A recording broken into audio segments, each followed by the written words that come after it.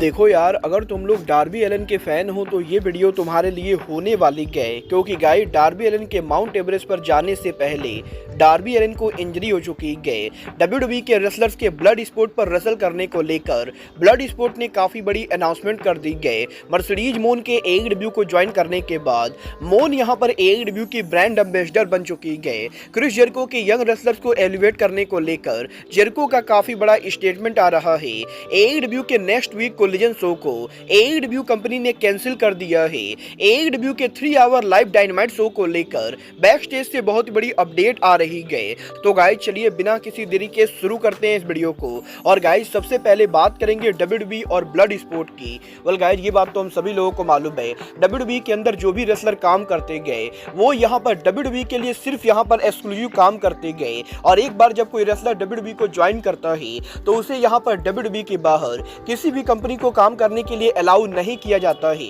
But guys यहाँ पर अब जबकि विंस मैकमैन डब्ल्यूडब्ल्यूई से बाहर जा चुके गए और ट्रिपल एच डब्ल्यूडब्ल्यूई का क्रिएटिव कंट्रोल ले चुके गए, तो ट्रिपल एच यहाँ पर डब्ल्यूडब्ल्यूई के अंदर इन सभी रूल्स के अंदर काफी सारे चेंजेस कर रहे गए। और इनमें से आज यहाँ पर डब्ल्यूडब्ल्यूई ने एक और बड़ा चेंज किया है, जहां पर डब्ल्यूडब्ल्यूई ने ये कंफर्म किया है कि डब्ल्यूडब्ल्यूई की करंट सुपरस्टार सेना बेजलर यहाँ पर डब्ल्यूडब्ल्यूई के बाहर रेसलमेनिया वीकेंड में ब्लड स्पोर्ट पर काम करने वाली गए। और गाइस यहाँ पर एमएमए फाइटर जॉश बॉर्नेट ने ये अनाउंस कर दिया है कि इस साल के जीसीडब्ल्यू के ब्लड स्पोर्ट के ऊपर हमें यहाँ पर डब्ल्यूडब्ल्यूई की करंट एक्टिव सुपरस्टार सेना बेजलर देखने को मिलने वाली है। और वो यहाँ पर रेसलमेनिया वीकेंड के अंदर ब्लड स्पोर्ट के ऊपर कंपीट करने वाली है। और गाइस यहाँ पर ब्लड स्पोर्ट इवेंट के ऊपर सेना ब्लेजर वो इकलौती रेसलर नहीं होंगी जो यहाँ पर डब्ल्यूडब्ल्यूई की तरफ से कंपीट करेंगी, क्योंकि गाइस अब यहाँ पर फाइटफुल की तरफ से इस चीज को लेकर रिपोर्ट आ रही है कि सेना बेजलर के साथ साथ डब्ल्यूडब्ल्यूई के और भी ऐसे कई सारे रेसलर थे जिनको यहाँ पर जॉश बॉर्नेट पॉसिबली अपने शो पर लाने वाले गए। और गाइस यहाँ पर आने वाले वीकेंड के अंदर हमें यहाँ पर पॉसिबली डब्ल्यूडब्ल्यूई और भी ऐसे रेसलर्स के नाम अनाउंस करते हुए दिखाई देगी जो यहाँ पर जॉश बॉर्नेट के ब्लड स्पोर्ट पर काम करेंगे। और गाइस पीडब्ल्यूआई इनसाइडर ने इस चीज को कंफर्म कर दिया है कि डब्ल्यूडब्ल्यूई के रेसलर्स के ब्लड स्पोर्ट पर अपीयर होने का फैसला और किसी का नहीं बल्कि ट्रिपल एच का है। और गाइस ट्रिपल एच ये बिलीव करते गए कि जिन रेसलर्स को रेसलमेनिया पर काम करने का मौका नहीं मिल रहा है उनको यहाँ पर रेसलमेनिया वीकेंड के अंदर और बड़े रेसलिंग शो के ऊपर काम करना चाहिए। वेल देखना बहुत ही दिलचस्प होने वाला है कि सेना ब्लेजर के ब्लड स्पोर्ट पर कंफर्म होने के बाद डब्ल्यूडब्ल्यूई के और कौन कौन से बड़े रेसलर ब्लड स्पोर्ट पर काम करते गए।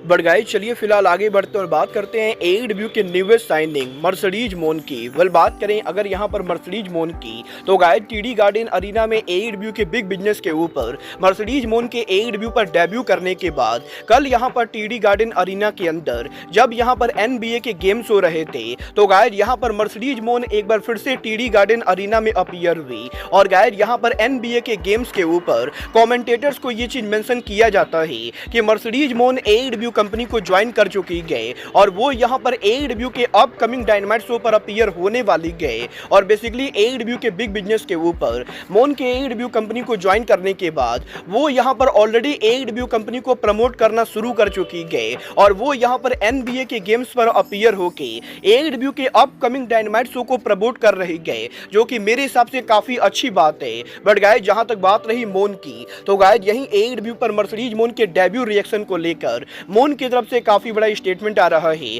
जहां पर मर्सिडीज मोन का ये कहना है कि जब एईडब्ल्यू के बिग बिजनेस के ऊपर मर्सिडीज मोन के म्यूजिक के प्ले होने के बाद स्क्रीन के बाद मर्सिडीज मोन का नेम शो हुआ था तो गाइस उस समय जिस तरीके से टीडी गार्डन अरीना के अंदर क्राउड ने यहां पर मोन को लेकर रिएक्ट किया था उस चीज को देखकर मर्सिडीज मोन काफी सरप्राइज थी। और गाइस यहां पर मर्सिडीज मोन को ये लगा था कि वो यहां पर स्टोन कोल्ड स्टीव ऑस्टिन 2.0 है, क्योंकि गाइस ऑस्टिन के म्यूजिक के ऊपर ही क्राउड यहां पर इतनी तेज रिएक्ट करती थी। और गाइस मोन यहां पर इस चीज को देखकर बहुत ही हैप्पी गए कि एईडब्ल्यू की क्राउड यहां पर मोन को कितना पसंद करती गए। और वो यहां पर डेफिनेटली एईडब्ल्यू के वुमेन डिवीजन के अंदर काफी सारी बड़ी और सरप्राइजिंग चीजें करने वाली गए। मतलब ये तो आने वाला टाइम बताएगा कि मोन यहां पर एईडब्ल्यू के वुमेन डिवीजन में क्या करती गए। बट गाइस चलिए फिलहाल आगे बढ़ते हैं और बात करते हैं एईडब्ल्यू के लेस चैंपियन क्रिस जेरिको की। वेल गाइस बात करें यहां पर क्रिस जेरिको की तो गाइस इस हफ्ते क्रिस जेरिको के लेटेस्ट इंटरव्यू के अंदर क्रिस जेरिको ने एडब्ल्यू में हुक के साथ उनके करंट स्टोरी लाइन को लेकर बात की गई, जहां पर जेरिको का ये दावा करना है कि एडब्ल्यू के और किसी भी रेसलर के मुकाबले क्रिस जेरिको ने एडब्ल्यू के सबसे ज्यादा यंग रेसलर्स को आगे बढ़ाया है। और गाइस यहां पर जेरिको का ये कहना है कि 2019 में जब जेरिको ने ज्वाइन किया था, उसके बाद से जेरिको ने पिछले 5 साल के अंदर एडब्ल्यू के कई सारे यंग रेसलर्स के साथ काम किया है। और गाइस जेरिको बिना किसी डाउट के ये कह सकते गए कि क्रिस जेरिको एडब्ल्यू के वो रेसलर है जिसने सबसे ज्यादा एडब्ल्यू में मेन इवेंटर बनाए गए। और गाइस चाहे ऑरेंज कैसिडी हो, एमजेएफ हो या फिर डेनियल गार्सिया, एडब्ल्यू कंपनी के अंदर जेरिको ने यहां पर सबसे ज्यादा स्टार्स को पुश किया है। और गाइस यहां पर जेरिको का ये बिलीव करना है कि एडब्ल्यू के अंदर क्रिस जेरिको के साथ जो भी यंग रेसलर काम करता है वो यहां पर एडब्ल्यू के अंदर बड़ा सुपरस्टार बनता है। वेल आप लोग जेरिको की इन बातों से एग्री करते हो या नहीं, आप लोग मुझे कमेंट करके बताएंगे। बट गाइस चलिए फिलहाल आगे बढ़ते और बात करते हैं एडब्ल्यू के नेक्स्ट वीक डायनामाइट शो की। वेल बात करें अगर यहां पर एडब्ल्यू के नेक्स्ट वीक डायनामाइट शो की, तो गाइस अब मैं आपको बता दूं एडब्ल्यू का जो नेक्स्ट वीक डायनामाइट शो होने वाला है वो यहां पर 2 घंटे का लाइव शो न होके बल्कि 3 घंटे का लाइव शो होने वाला है। क्योंकि गाइस नेक्स्ट वीक एडब्ल्यू के डायनामाइट शो के 2 घंटे लाइव जाने के बाद एडब्ल्यू कंपनी बैक टू बैक उनके रैम्पेज को लाइव ब्रॉडकास्ट करेगी। और गाइस जहां नॉर्मली एडब्ल्यू के 2 घंटे के लाइव करने के बाद 1 घंटे के रैम्पेज शो को टेप करती गए, वहीं एडब्ल्यू कंपनी 20 मार्च को डायनामाइट के लाइव जाने के बाद सेम अरीना में रैम्पेज शो करेगी, बट वो रैम्पेज टेप ना करके बल्कि डायनामाइट के बाद ही लाइव ब्रॉडकास्ट करने वाली गए। क्योंकि guys next week TNT network के ऊपर अमेरिका के अंदर एनसीएए फुटबॉल गेम्स ब्रॉडकास्ट होने वाले गए। और गाइस यहां पर फुटबॉल गेम सीरीज की वजह से एडब्ल्यू कंपनी के नेक्स्ट वीक का रैम्पेज शो एडब्ल्यू फ्राइडे को ब्रॉडकास्ट ना करके बल्कि वेडनेसडे को 2 घंटे के लाइव डायनामाइट शो के बाद ब्रॉडकास्ट करेगी। और basically next week AEW company Wednesday night को 3 घंटे का लाइव शो ब्रॉडकास्ट करेगी, जहां पर 2 घंटे के डायनामाइट के लाइव जाने के बाद हमें यहां पर 1 घंटे का रैम्पेज देखने को मिलेगा। बट गाइस अब यहां पर एनसीएए फुटबॉल गेम्स की वजह से एडब्ल्यू रैम्पेज के प्रिंटेड होने के बाद एडब्ल्यू के नेक्स्ट वीक कोलिजन को मेरे प्रॉब्लम हो चुकी है। वेल गाइस यहां पर फुटबॉल गेम्स की वजह से एडब्ल्यू कंपनी ने रैम्पेज को तो वेडनेसडे को मूव कर दिया है, बट गाइस क्योंकि सैटरडे नाइट के ऊपर भी नेक्स्ट वीक यहां पर फुटबॉल गेम होने वाले गए, तो गाइस इनकी वजह से टीएनटी नेटवर्क ने नेक्स्ट वीक एडब्ल्यू के कोलिजन शो को कैंसिल कर दिया है। और बेसिकली नेक्स्ट वीक एडब्ल्यू की तरफ से हमें यहां पर कोलिजन देखने को नहीं मिलेगा।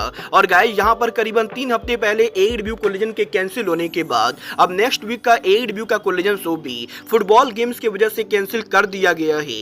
वेल देखना बहुत ही दिलचस्प होने वाला है कि नेक्स्ट वीक एडब्ल्यू कोलिजन के कैंसिल होने के बाद और डायनामाइट और रैम्पेज के बैक टू बैक लाइव जाने के बाद इन दोनों शोज को कितनी व्यूअरशिप मिलती गए। बट गाइस चलिए फिलहाल आगे बढ़ते हैं और बात करते हैं एडब्ल्यू के former TNT champion Darby Allin की। वेल अगर बात करें यहाँ पर डार्बी एलन की, तो गाइस ये बात तो मैं आपको ऑलरेडी बता चुका हूँ। एडब्ल्यू के रेवोल्यूशन पेपर-व्यू पर आइकॉन स्टिंग के रिटायर होने के बाद डार्बी एलन भी एडब्ल्यू कंपनी से ब्रेक लेने वाले थे, क्योंकि वो यहाँ पर 27 मार्च के ऊपर माउंट एवरेस्ट पर चढ़ाई करने के लिए जाने वाले थे। और गाइस डार्बी के माउंट एवरेस्ट पर जाने से पहले इस हफ्ते जब एडब्ल्यू के बिग बिजनेस के ऊपर डार्बी एलन ने एडब्ल्यू में उनका आखिरी मैच जे वाइट के खिलाफ लड़ा, तो गाइस उस मैच के अंदर डार्बी एलन के ब्रूटल रेसलिंग के वजह से अब यहाँ पर डार्बी को इंजरी हो चुकी है। और गाइस यहाँ पर टीएमजी ने ये कंफर्म कर दिया है कि एडब्ल्यू के डायनामाइट शो के ऊपर जब इस हफ्ते जे वाइट और डार्बी एलन का मैच हुआ था, तो गाइस उस मैच के अंदर डार्बी एलन जब यहाँ पर उनका सेंटॉन हिप कर रहे थे, तो उसी समय डार्बी एलन के पैर में चोट लग जाती गई। और गाइस एडब्ल्यू के मेडिकल टीम के चेकअप करने के बाद अब ये यहाँ पर कंफर्म हो चुका है कि डार्बी एलन को बिग बिजनेस के बाद फुट इंजरी हो चुकी है। और गाइस क्योंकि डार्बी एलन के पैर इंजर्ड हो चुके गए, तो अब यहाँ पर डार्बी एलन चाह कर भी माउंट एवरेस्ट पर नहीं जा सकते गए। और गाइस यही टीएमजी के इस रिपोर्ट के बाद अब डार्बी एलन ने खुद सोशल मीडिया पर यह कंफर्म कर दिया है कि डायनामाइट पर डार्बी के इंजर्ड होने के बाद डार्बी एलन ने यहाँ पर अब माउंट एवरेस्ट पर जाने के प्लान को ड्रॉप कर दिया है। और वो यहाँ पर अब इस साल माउंट एवरेस्ट पर ना जाकर बल्कि अगले साल माउंट एवरेस्ट पर जाने वाले गए। वेल गाइस मेरे हिसाब से ये यहाँ पर एडब्ल्यू के फैंस के लिए अच्छी बात है, क्योंकि गाइस अब यहाँ पर डार्बी के इंजरी के हील होने के बाद वो जल्द यहाँ पर एडब्ल्यू के ऊपर रिटर्न करेंगे। वेल देखना बहुत ही दिलचस्प होने वाला है कि डार्बी के इंजर्ड होने के बाद नेक्स्ट वीक वो यहाँ पर माउंट एवरेस्ट पर जाते हैं या नहीं। बट गाइस फिलहाल के लिए आज के इस वीडियो में बस इतना ही। मैं मिलता हूँ आपसे अपने अगले वीडियो में। बट गाइस तब तक के लिए good bye, good night and bang.